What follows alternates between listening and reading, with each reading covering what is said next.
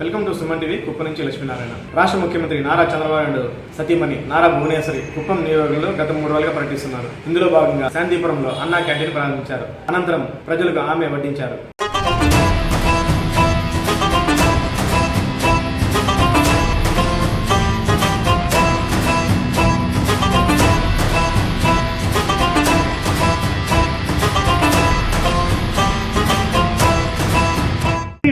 వ్యవస్థాపకులు కీర్తిశేషులు శ్రీ నందమూరి తారక రామారావు గారి కాంస్య విగ్రహావిష్కరణకి విచ్చేసిన మన అమ్మ బోనమ్మ గారికి ఈ సందర్భంగా మనస్ఫూర్తిగా ధన్యవాదాలు తెలియజేస్తూ ఉన్నా. ఎందుకంటే ఇంత మంచి ప్రాంతంలో ఇంత అద్భుతమైన విగ్రహాన్ని ఏర్పాటు చేసినందుకు రామకుప్పం తెలుగుదేశం పార్టీ కార్యకర్తలకి, నాయకులకి, మండల పార్టీ అధ్యక్షులకి, జనరల్ సెక్రటరీకి, ఇతర టీం కి అందరికీ పేరు పేరున శిరస్సు నుంచి మనస్ఫూర్తిగా ధన్యవాదాలు తెలియజేస్తూ మనల్ని ఉద్దేశించి మాట్లాడవలసిందిగా నందమూరి తారక రామారావు గారు.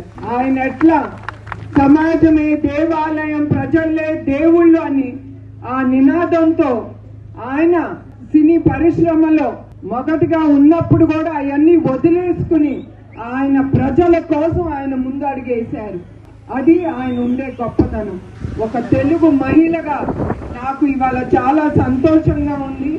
ఇవాళ ఆయన విగ్రహం ఇనాగ్రేట్ చేయటం అది నా అదృష్టంగా భావిస్తున్నాను.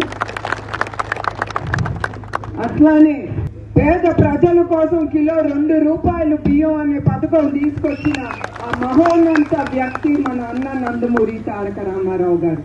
మన మహిళను మన కోసం ఆయన ఆలోచించి మహిళా ఎస్వి మహిళా యూనివర్సిటీని ముందుకు తీసుకెళ్లారు. అట్లానే గవర్నమెంట్ పోస్ట్ లో 10% మహిళలకే దక్కేటట్టుగా ఆయన ముందుకి ఆ పథకం తీసుకెళ్లారు. అదే స్ఫూర్తితో మన నాయకుడు చంద్రబాబు నాయుడు గారు కూడా ఆయన ఎక్కడ ఆకలి చూడకూడదు అనే ఆ స్ఫూర్తితో ఎట్లా నందమూరి తారక రామారావు గారు కిలో 2 రూపాయలు బియ్యం తీసుకొచ్చారు పథకం, అట్లా ఆయన అన్నా క్యాంటీన్ పేద ప్రజల కోసం తీసుకెళ్లారు.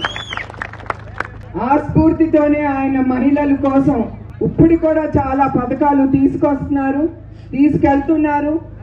డ్వాక్రా మహిళా గ్రూప్ అని, ఎలిప్ సంస్థని, అట్లా మహిళల్ని ట్రైనింగ్ ఇచ్చి వాళ్ళ కాళ్ళ మీద వాళ్ళు నిలబడటానికి, వాళ్ళ మీద వాళ్ళకి గౌరవం దక్కడానికి మన నాయకుడు చంద్రబాబు నాయుడు గారు, రామారావు గారు ఎట్లా ఆలోచించారో ఆ స్ఫూర్తితోనే ఆయన ముందుకు వెళ్తున్నారు.